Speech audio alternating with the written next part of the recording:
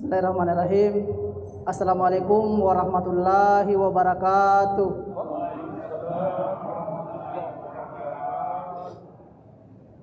Alhamdulillahirabbil alamin. Wassalatu wassalamu ala asyrafil anbiya'i wal mursalin Sayyidina Muhammad wa ala alihi washabihi ajmain, amma ba'd. Puji dan syukur kita panjatkan kehadirat Allah Subhanahu wa taala. Atas limpahan rahmat dan karunia-Nya lah kita berkumpul di masjid yang kita cintai ini, Nurul Amin Borokalukuwe. Salawat menyertai salam tidak lupa kita kirimkan kepada baginda Nabiullah Muhammad sallallahu alaihi wasallam. Alhamdulillah, malam hari ini kembali kami dari komunitas Bikers Muslim Bulukumba mengadakan sebuah kajian, yaitu dugem, duduk-duduk dengar ceramah dan dirangkaikan dengan sholat ramai-ramai. Program ini setiap hari Senin dan sampai hari Jumat, yaitu berpindah-pindah masjid. Kepada pengurus Masjid Nurul Amin Borokalukuwe, kami ucapkan terima kasih banyak atas fasilitas dan mendukung program dakwah ini. Alhamdulillah, pembawa ceramah malam hari ini yaitu Ustaz Kiai Muda Maulana Kadafi SPDI. Alhamdulillah, beliau telah berada di tengah-tengah kita semua. Kami menghimbau dan mengharap kepada para jamaah agar tetap di tempat. Mari kita bersama-sama meraih keberkahan majelis. Kepada Ustaz kami persilakan dengan hormat. Sekian, akhirul kalam. Wassalamualaikum warahmatullahi wabarakatuh.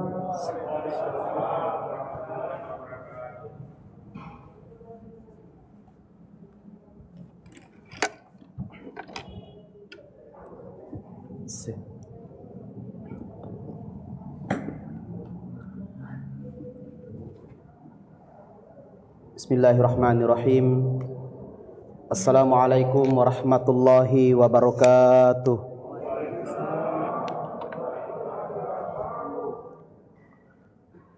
Alhamdulillahirabbil alamin. Nahmaduhu wa nasta'inuhu wa nastaghfiruh wa na'udzu billahi min syururi anfusina wa min sayyiati a'malina. May yahdihillahu fala mudhillalah wa may yudlilhu fala hadiyalah. Asyhadu an la ilaha illallah wahdahu la syarikalah wa asyhadu anna Muhammadan abduhu wa rasuluhu la nabiyya ba'dah, amma ba'd. Yang saya hormati Ketua Masjid Nurul Amin Borokalukuwe beserta dengan pengurus yang hadir. Yang saya hormati orang tua saya dari tokoh agama, tokoh masyarakat, tokoh pemangku adat, ibu-ibu jamaah masjid yang saya muliakan, dan yang saya banggakan sahabat-sahabat saya dari komunitas BMB Bikers Muslim Bulukumba yang sempat hadir. Juga tidak lupa kita menyapa sahabat-sahabat kita di dunia maya yang sempat mengikuti live streaming dari akun Facebook Bikers Muslim Bulukumba.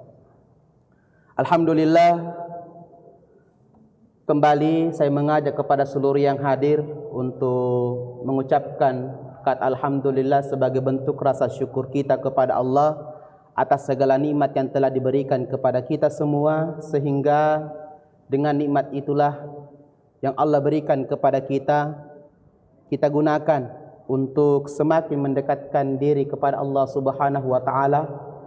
Bukannya malah nikmat yang Allah berikan kepada kita justru membuat kita jauh dari Allah Subhanahu wa taala. Begitu juga salawat dan salam senantiasa kita curahkan atau kita kirimkan kepada junjungan kita baginda Rasulullah sallallahu alaihi wasallam, adalah seorang nabi yang telah diutus oleh Allah di muka bumi ini sebagai panutan kita, sebagai guru besar kita yang telah mengenalkan Islam kepada kita semua sehingga kita bisa beribadah dengan baik dan benar, bisa mengenal Allah dan bisa merasakan indahnya damainya Islam itu sendiri. Dan kita berharap semoga di akhirat nanti Rasulullah sallallahu alaihi wasallam mau mengakui kita sebagai umatnya. Karena yang paling ditakutkan nanti orang beriman di hari kemudian ketika mereka tidak mendapatkan pengakuan dari Rasulullah sebagai umatnya. Kenapa? Karena tidak ada tanda-tanda dari dirinya menandakan bahwa dia umatnya Rasulullah sallallahu alaihi wasallam. Kaum muslimin rahimakumullah. Mengingat pada bulan ini kita berada di bulan Rajab, yang mana di bulan ini dikenal bulan di mana Rasulullah sallallahu alaihi wasallam menerima perintah salat, yang mana perintah salat ini merupakan ibadah kita yang paling utama yang tidak boleh kita tinggalkan sama sekali dan harus kita tunaikan sekalipun dalam kondisi apapun itu. Kaum muslimin rahimakumullah, ketika Rasulullah sallallahu alaihi wasallam menerima perintah salat, itu bukan main-main, karena banyaknya syariat yang Allah berikan kepada umatnya, kepada hambanya. Hanya perintah salat ini yang tampil beda. Kenapa saya katakan tampil beda? Karena ketika Rasulullah menerima perintah salat, langsung diundang naik ke langit. Ya. Beda dengan perintah puasa, perintah haji, dengan syariat-syariat yang lainnya. Itu malaikat Jibril yang turun ke bumi menemui Rasulullah, mengabarkan dan memberikan berita bahwa lakukan hal ini. Tapi perintah salat, Rasulullah yang langsung diundang naik ke langit, menghadap Allah, langsung menerima perintah salat. Karena proses menerima perintah syariat salat ini, kaum muslimin rahimakumullah, merupakan sudah hal yang luar biasa. Ini pertanda bahwa salat bukan sesuatu yang harus kita anggap remeh. Karena menerimanya saja Nabi langsung naik ke langit. Ya. Maka dari itu, ibadah salat menjadi penghulu segala ibadah-ibadah kita. Sehingga tidak diterima amal solehnya seseorang kalau tidak sempurna solatnya. Ya. Kalau umpamanya di luar sana kita melihat ada orang yang bagus hubungannya kepada sesama manusia, atau orang itu selalu membantu saudaranya, rajin ketika lihat saudaranya bikin sesuatu, rajin membantu. Tapi kalau dia tidak solat, maka kebahagiaannya, maka kemuliaannya hanya dia dapatkan di dunia. Setelah dia meninggal dunia, habis sudah. Karena tidak ada solatnya yang menjadi password dari segala amal salehnya. Makanya solat inilah yang harus kita utamakan. InsyaAllah kalau solat baik, InsyaAllah seluruh amalan-amalan soleh yang pernah kita lakukan pun juga ikut menjadi baik. Tapi kalau solat tidak ada, maka mohon maaf, seluruh amal soleh kita menjadi sia-sia. Ya. Di sisi lain, solat juga menjadi kunci masuknya ke surga. Ya. Jadi dibaratkan kunci, nanti bisa terbuka itu pintu surga, nanti ada solat. Ya. Tapi ada orang yang baru hijrah, solatnya cuma solat maghrib. Ya sempajan lainnya betul-betul digagah. Ya, magar ko pakorostas, kamu goncina, tapi gonci polo. Ya. Kalau solat maghrib di solatnya, kamu gonci polo. Kalau kunci patah, bagaimana caranya bisa dipakai membuka? Jadi tetap tidak bisa. Artinya begitulah gambaran kita, perumpamaannya. Karena solat adalah tinggi kedudukannya di sisi Allah Subhanahu wa taala. Ketika Rasulullah sallallahu alaihi wasallam menerima perintah solat, dijelaskan dalam Al-Qur'an surah Al-Isra ayat 1. Subhanalladzi asra bi'abdihi lailan minal masjidil haram ilal masjidil aqsa. Ya. Alladzi barakna haulahu linuriyahu min ayatina innahu huwas samiul basir. Maha suci Allah yang telah memperjalankan hambanya di malam hari, mulai dari Masjidil Haram ke Masjidil Aqsa yang telah kita berkahi sekitarnya. Di dalam ayat ini Allah memberikan satu kabar peristiwa yang sangat luar biasa, yang kira-kira bagi mereka orang yang tidak beriman susah masuk di akalnya. Karena proses Isra dan Mi'raj ini, kaum muslimin rahimakumullah, ya, susah sekali dicerna dengan akal dan logika. Karena dilihat dari riwayahnya, sejarahnya, Rasulullah melakukan perjalanan Isra dan Mi'raj ini hanya dilakukan satu malam saja. Nabi berangkat habis Isya dan pulang sebelum subuh. Itu diberangkatkan dari Masjidil Haram ke Masjidil Aqsa yang jaraknya 1239 kilo. Ya, kalau kemarin saya touring ke Sulawesi Tenggara sampai menyeberang ke Pulau Buton, itu 2000 kilo, melingkar Pak. Ya. Kalau ke Masjidil Haram, ke Masjidil Aqsa 1239 kilo. Ya. Kira-kira mungkin 5 hari ya, pengicam di PC touring. Kalau kita touring seandainya pada masa Nabi sudah ada motor NMAX. Ya. Tapi menurut perhitungan pada waktu itu, kalau kita menggunakan unta atau kuda melakukan perjalanan, itu butuh 1 bulan baru tiba di Palestina, di Masjidil Aqsa. Tapi Nabi menempuh itu dalam waktu sekejap. Kendaraan apa yang digunakan Nabi? Ya. Kendaraan apa yang digunakan Nabi yang begitu cepat? Dikenal dalam riwayat namanya Buraq. Buraq itu adalah salah satu tunggangan penghuni surga yang kecepatannya lebih cepat daripada kilat. Inilah yang dikendarai Nabi. Ada yang mengatakan seperti kuda tapi badannya badan manusia. Wallahu a'lam. Yang jelas di dalam riwayat dijelaskan itu lebih tinggi daripada keledai dan lebih rendah daripada himar. Itu ukurannya. Tapi adapun bentuknya wallahu a'lam. Ya. Inilah yang dikendarai Nabi dalam perjalanan Isra dan Mi'raj. Nah, setelah sampai di Baitul Maqdis, di Masjidil Aqsa, di situ Nabi melakukan salat sunnah, yang mana Nabi sendiri sebagai imamnya dan makmumnya seluruh para Nabi dan Rasul. Jadi 124.000 Nabi semua ada di situ. Ya. Kenapa di Masjidil Aqsa Allah membawa Rasulullah Sallallahu Alaihi Wasallam? Kenapa bukan di tempat lain? Karena yang pertama, Masjidil Aqsa disitulah kiblat pertamanya dulu kaum orang-orang Islam. Ya, yang kedua, karena di Masjidil Aqsa disitulah tempatnya banyak Nabi diutus. Ya, sehingga disitulah Nabi dibawa oleh Allah. Setelah melakukan salat sunnah, kemudian Nabi SAW diangkat naik ke langit, tembus sampai ke langit ke-7, bahkan di atasnya lagi langit ke-7 Sidratul Muntaha. Nah, di langit pertama kaum muslimin rahimakumullah, Nabi Muhammad sallallahu alaihi wasallam bertemu dengan Nabi Adam alaihissalam. Iya.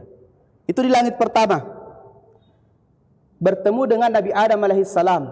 Kemudian di langit kedua, Nabi sallallahu alaihi wasallam bertemu dengan Nabi Isa dan Nabi Yahya. Di langit ketiga, ya, bertemu dengan Nabi Yusuf. Ya, Nabi yang kita kenal yang paling ganteng ya. Kalau dibaratkan kegantengannya itu Nabi Yusuf 100%. Ya. 60% nambil Nabi Yusuf, 39% ambil nabi-nabi yang lain, 1% itulah yang dibagi-bagi sama kita semua. Nambil Myong Ican sebagian, Ican Manuntun juga nambil sebagian, Om Beri nambil Tommy sebagian, Om Heri banyak-banyak tawana kuliah nambil. Ya, begitu. Kemudian dia naik di langit keempat bertemu dengan Nabi Idris alaihissalam.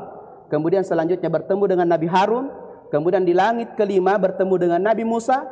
Kemudian di langit keenam bertemu dengan Nabi Ibrahim alaihissalam. Ya. Setelah itu lanjut lagi perjalanan Nabi ke Sidratul Muntaha. Hanya sampai di sinilah malaikat Jibril mengantar Rasulullah sallallahu alaihi wasallam. Ya. Hanya sampai ke Sidratul Muntaha. Selebihnya Nabi sendiri yang melanjutkan perjalanan. Ada salah satu kisah yang menarik di dalam perjalanan Isra Mi'raj Nabi ini ketika sampai ke Sidratul Muntaha. Itu Allah masih menutup pintunya itu Sidratul Muntaha. Lalu kemudian Nabi SAW mengetuk dengan mengucapkan Assalamualaikum. Tapi Allah tidak membuka pintunya. Dibaca lagi, disebut lagi Toto Assalamualaikum. Tetap Allah tidak membuka pintunya. Diketuk lagi Assalamualaikum. Allah tetap tidak membuka pintunya Sidratul Muntaha. Lalu kemudian Nabi bertanya kepada malaikat Jibril, Jibril, kenapa Allah tidak membuka ini pintunya Sidratul Muntaha? Lalu apa kata Jibril? Karena salah salammu. Salah ucapan salammu, bukan itu yang kita ucapkan. Lalu apa yang kita ucapkan? Yang kita baca pada saat kita tahiyat Bapak Ibu sekalian. At-tahiyatul, itulah yang kau baca. At-tahiyatul mubarakatus salawatut thayyibatu lillah. Lalu kemudian Allah membuka dengan menjawab salamnya Nabi, Assalamu alayka ayuhan nabi wa rahmatullahi wa barakatuh. Jadi bacaan salat tahiyat itu Disinilah awalnya, disinilah yang menjadi dasar ketika Nabi ingin membuka Sidratul Muntaha. Hakikatnya, kita yang sedang melakukan salat kaum muslimin rahimakumullah, sebenarnya kita juga melakukan perjalanan Mi'raj, Isra dan Mi'raj. Bisa menembus langit ke Sidratul Muntaha pada saat kita membaca tahiyat. Itulah kenapa orang kalau salat, Pak, kalau sudah baca tahiyat, itu syaitan tidak bisa mengganggu sampai di sini. Sampai-sampai dia lari meninggalkan orang yang salat itu. Karena disinilah puncaknya seorang hamba menjalin hubungan baik dengan Allah Subhanahu wa taala karena dalam proses Mi'raj menembus Sidratul Muntaha. Ya. Kemudian setelah itu Nabi berada di suatu tempat. Kalau tidak salah namanya Al-Mustawa. Disitulah Nabi berdialog dengan Allah, langsung menerima perintah salat yang awalnya 50 kali sehari semalam. Ya. Setelah dia mendapatkan perintah salat 50 kali sehari semalam, kemudian Nabi kembali. Di langit kelima kembali bertemu dengan Nabi Musa. Ditanyalah Rasulullah sama Nabi Musa, "Dari mana kamu Muhammad?" Bilang, "Saya baru saja bertemu dengan Allah dan Allah memerintahkan saya untuk melakukan salat 50 kali sehari semalam." Lalu apa kata Nabi Musa? "Kamu tidak bisa melakukan itu. Itu berat. Itu berat bagi umatmu kalau salat 50 kali sehari semalam. Kembali kau minta keringanan kepada Allah. 50 kali sehari semalam itu berat. Umatku saja yang lebih kuat-kuat dibandingkan umatmu, itu tidak mampu melakukannya. Cepat kau kembali kepada Allah minta keringanan sebelum umatmu balas sih kalau bisa melakukan itu." Ternyata betul Pak, jangan kali 5 kali saja sehari semalam. Nah banyak orang masuk-sebo. Mas sempaja loro, telah mas sempaja ngasar, mas sempaja ngasar, dan sempaja mangaribi. Yeah. Kembali lagi kepada Allah, minta keringanan. "Ya Allah," kata Nabi Musa, "berat sekali katanya 50 kali sehari semalam." Kata Allah, "Baik, saya kurangi menjadi 40. Kembali lagi, ketemu lagi Nabi Musa, "Bagaimana? 40 kali mami." Kembali lagi, masih berat itu. Jadi kembali lagi Pak, Rasulullah membawa proposalnya, kasihan. Iya. Akhirnya mendapat lagi keringanan, dikurangi lagi menjadi 30. Kembali lagi, ketemu lagi dengan Nabi Musa. Kata Nabi Musa, "Belum bisa, masih berat itu. Kalau 30 kali." Jadi bolak-balik itu Nabi Pak mengurus ini sholat. Bagaimana bisa ringan untuk umatnya? Itu karena cintanya Nabi kepada kita. Iya. Akhirnya sampai Nabi berapa kali bolak-balik, lalu kemudian Nabi mengatakan, kemudian Allah mengatakan, "Kalau begitu cukup saja 5 kali kau lakukan sehari semalam. Satu solat," kata Allah, "saya nilai dengan 10 solat." Jadi kalau sempurna solatnya sehari semalam 5 kali, itu sama halnya nilainya 50 kali solat sehari semalam. Kembalilah Rasulullah sallallahu alaihi wasallam. Nah, di dalam perjalanan Isra Mi'raj ini ada beberapa banyak tambahan riwayat yang menjelaskan bahwa Nabi sempat dibawa ke neraka, sempat dibawa juga ke surga, diperlihatkan kondisi neraka dan surga. Ya. Karena Rasulullah pernah katakan, "Kumtu ala babil jannah fa idza ammat man dakhala al masakin." Saya pernah dibawa oleh Allah ke surga dan diperlihatkan gambaran penghuni surga. Ternyata yang kebanyakan masuk dalam surga itu dari umatku yang beriman dari golongan orang-orang miskin. Wa kumtu ala babin nar. Lalu kemudian saya dibawa lagi ke neraka. Fa idza ammat man dakhala an-nisa. Lalu kemudian saya diperlihatkan gambaran penghuni neraka, ternyata penghuninya kebanyakan dari golongan perempuan. Iya, itu gambaran penghuni neraka. Ya. Di dalam perjalanan Nabi Pak, proses Isra dan Mi'raj, ya, jadi Isra itu perjalanan dari Masjidil Haram ke Masjidil Aqsa.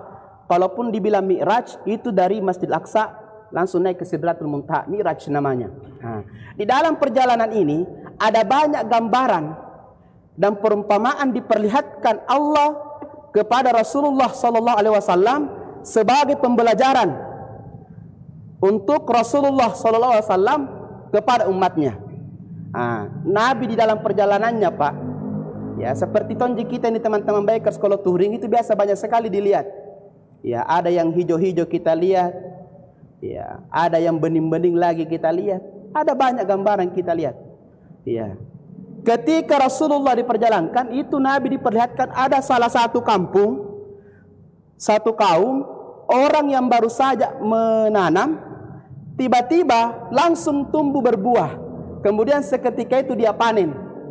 Setelah dia panen, dia tanam lagi, langsung tumbuh dan berbuah, dia panen lagi. Dia menanam lagi, tumbuh lagi, langsung lagi dipanen. Lalu kemudian Nabi bertanya kepada Jibril, manhum, siapa mereka Jibril? Lalu apa kata Jibril?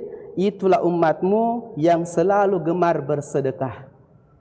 Umatmu yang gemar bersedekah. Jadi perumpamaan orang yang selalu bersedekah begitulah Pak. Tidak akan ada habisnya itu pahalanya dari apa yang dia pernah sumbangkan dan dia sedekahkan. Ya. Karena walaupun dia sudah meninggal orangnya, selama apa yang pernah dia sedekahkan masih digunakan Pak, maka selama itu pula mengalir terus pahalanya kepada dirinya di dalam kubur sampai hari kiamat Pak. Ya. Itu perumpamaannya seperti orang yang baru-baru menanam langsung dipanen lagi. Ya. Kemudian yang kedua, Nabi SAW melewati lagi satu daerah, ada perkuburan. Dan ada satu kubur di situ, ada keluar cahaya dari kuburnya. Lalu kemudian baunya harum sekali.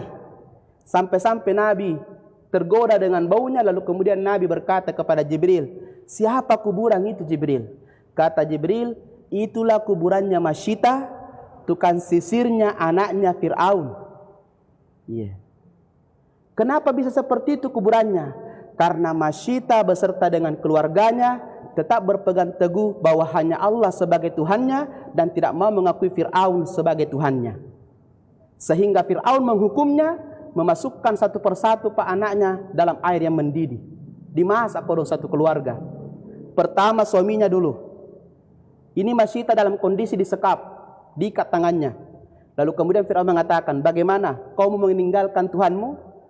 Kalau tidak, saya akan masukkan suamimu ini ke dalam air yang mendidih. Itu ketahuan Masyitah bahwa menyembah Allah. Ketika dia menyisir anaknya Fir'aun, tiba-tiba jatuh sisirnya tadi. Kemudian lalu Masyitah mengatakan Allahu Akbar.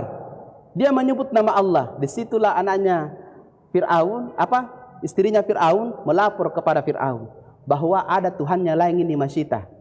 Nah, ketahuan itulah tadi yang dilakukan, dihukum, dibakar satu persatu. Anaknya pun dimasukkan dalam air mendidih. Yang terakhir kasihan bayinya. Bayinya Pak, coba lihat bagaimana Masyitah berpegang teguh pada kalimat tauhid. Ini bayimu yang masih mungil. Apakah kau mau meninggalkan Tuhanmu lalu mengakui saya sebagai Tuhanmu? Kalau tidak, bayimu saya lempar masuk ke dalam air mendidih ini. Tapi karena Masyitah tetap berpegang teguh kepada keyakinannya Pak, dia relakan bayinya dilempar masuk ke dalam air yang mendidih. Satu keluarga mati Pak, dimasukkan ke dalam air mendidih. Itulah menyebabkan kuburan Masyitah harum mewangi semerbak sampai-sampai mengeluarkan cahaya. Apa hikmah yang bisa kita ambil di sini Pak? Artinya kita diajarkan bahwa berpegang teguh pada keyakinan. Apa yang kita yakini sekarang, apa yang kita imani sekarang, itu yang harus kita pegang kuat-kuat. Jangan sampai dunia ini membuat kita terlena dan tergoda. Karena kadang-kadang ada orang Pak, ketika dihadapkan dengan sesuatu yang mungkar, suatu maksiat, dengan lantang dia mengatakan haram itu. Tapi ketika kemudian kemudian ditanggapi ketika mengatakan haram, lalu orang itu mengatakan, jamu aku mengatakan haram, Ces. Nanti juga dikasih koraci-racina sedikit, nanti dikasih ko bonus. Berubah pendiriannya. Iya paling cocok mi haram, tapi jangan kau terang-terangan belah. Jangan sampai saya lagi dicari. Akhirnya berubah pendiriannya. Ya. Yang tadinya sudah berada di tempat yang benar, tapi berubah ke pendiriannya. Kemudian yang selanjutnya, Rasulullah juga diperlihatkan satu kaum yang ketika di atas disimpang kepalanya di atas batu besar, lalu kemudian dipalu-palui kepalanya sampai pecah. Setelah pecah, diutuhkan lagi, dipukul lagi, pecah lagi, diutuhkan lagi. Nabi bertanya, siapa dia Jibril? Kata Jibril, itulah umatmu yang selalu meninggalkan sholat 5 waktu dan meninggalkannya dengan sengaja. Kenapa kepalanya dipalu-palui? Karena kepala adalah sentral tubuh manusia. Karena kepala batu tidak mendengarkan peringatan, akhirnya kepala batunya yang dipalu-palui Pak. Ya.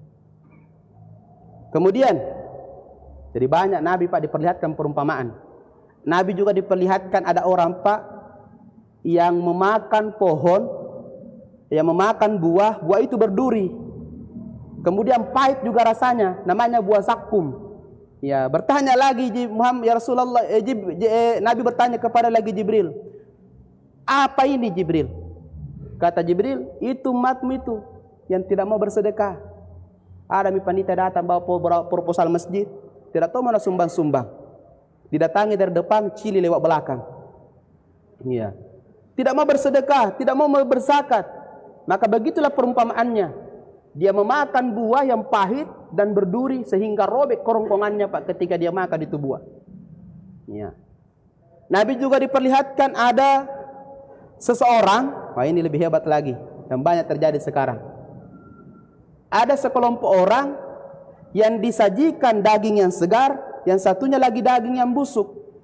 Tapi ini orang anehnya Pak, selalu dia makan daging yang busuk. Daging yang bau dia makan, padahal ada daging segar di sampingnya. Nabi bertanya lagi, siapa dia Jibril? Kata Jibril, itu umatmu itu yang sudah ada wanita halal di sisinya, tapi cari lagi wanita lain. Tukang selingkuh kapan kena? Tukang menserong. Sudah ada wanita halal disiapkan oleh Allah, istrinya yang halal, tapi lebih memilih lagi wanita lain. Dia berzina dengan wanita lain. Saya bilang, kalau memang tidak bisa kau tahangi, kan ada solusinya dengan poligami. Poligami itu adalah solusi Pak. Yang penting kau aja mengurus. Karena poligaminya sebenarnya mudah. Yang susah itu urusannya. Iya. Terutama surah izinnya. Iya. Iya. Itu solusinya Pak. Karena kami memang laki-laki itu wajar Pak. Laki-laki itu tinggi memang nafsunya dibandingkan perempuan. Hanya saja perempuan tinggi malunya. Laki-laki rendah malunya. Jadi ketika ada rasa keinginannya, maka dia itu berambisi untuk melampiaskan. Beda dengan perempuan, walaupun tinggi juga nafsunya, tapi mampu mereka mengontrol dan menahan. Iya. Tapi kalau di kobi sedikit, malin itu. Kalau laki-laki jangankan Pak, di kobi, dikebi saja mata, sudah, kepedean sudah. Iya. Nah, jadi itu gambaran diperlihatkan oleh Nabi. Sudah ada daging segar yang enak sebenarnya, tapi selalu makan itu daging yang busuk. Iya.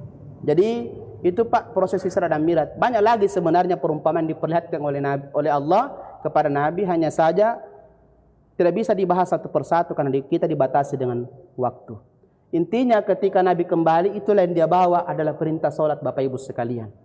Nah, ketika Nabi pulang balik ke Mekah sebelum subuh, itu sempat ketemu dengan Abu Jahal Pak. Lalu kemudian iseng-iseng Abu Jahal bertanya, apa yang kau lakukan di situ Muhammad? Bilang, saya baru saja melakukan perjalanan panjang dari Masjidil Haram ke Masjidil Aqsa, kemudian naik ke langit, kemudian kembali ini, baru-baru saya kedatang ini, baru-baru saya tiba. Abu Jahal yang langsung spontan mendengar, maka dan panan rokapa Muhammad mak bele-bele. Karena Nabi Muhammad ini dikenal sebagai Al-Amin. Sebenarnya itu Nabi Pak, hanya dakwanya yang ditolak sama orang kafir Quraisy, tapi kalau pribadinya, akhlaknya, semua orang suka dengan Nabi Muhammad. Karena keindahan akhlaknya, hanya dakwanya saja yang tidak diterima.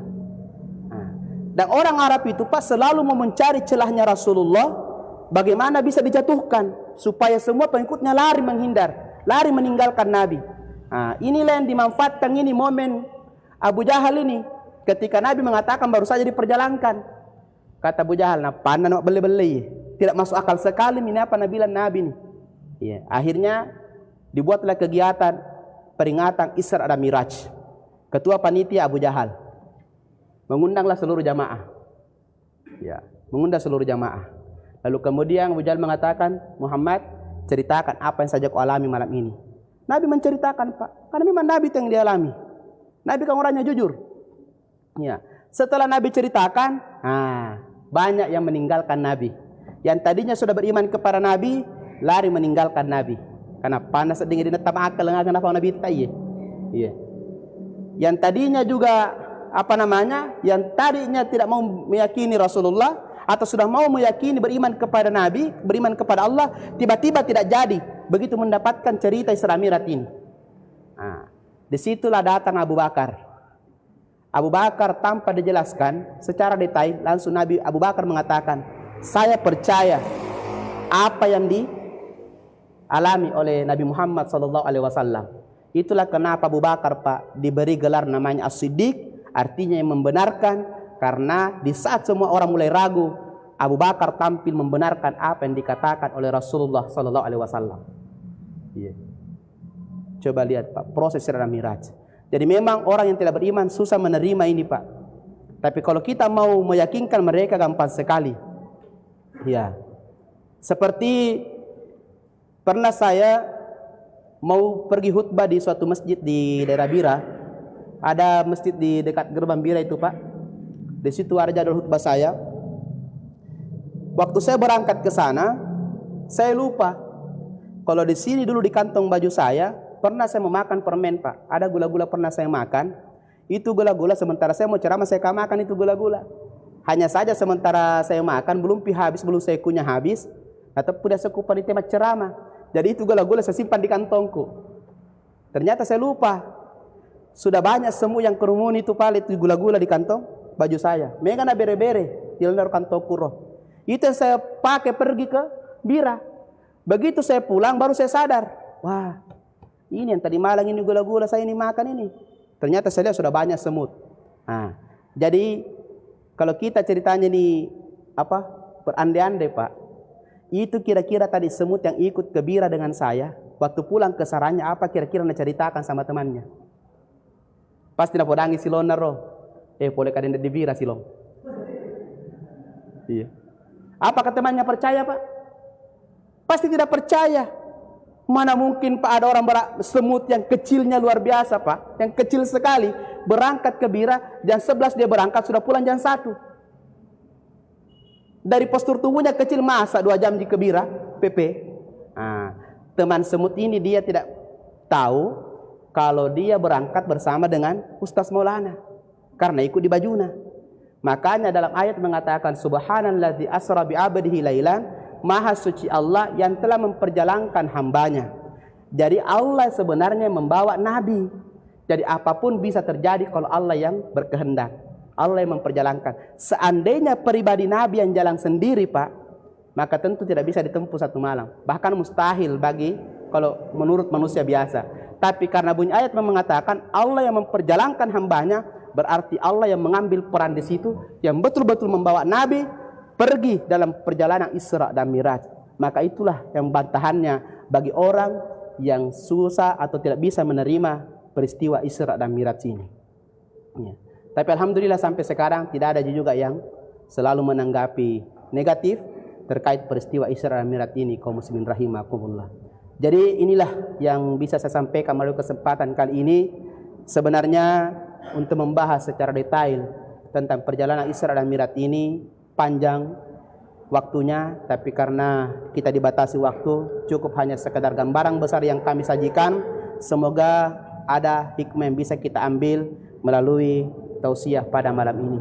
Demikian saya mewakili teman-teman dari Bekal Muslim mengucapkan terima kasih yang sebesar-besarnya kepada seluruh jamaah yang telah ikut mengikuti pengajian ini, dan terima kasih atas kesempatan waktu dan ruang yang telah disiapkan kepada kami sehingga program ini bisa berjalan dengan baik. Demikian, wabillahi taufiq was sa'adah. Assalamualaikum warahmatullahi wabarakatuh.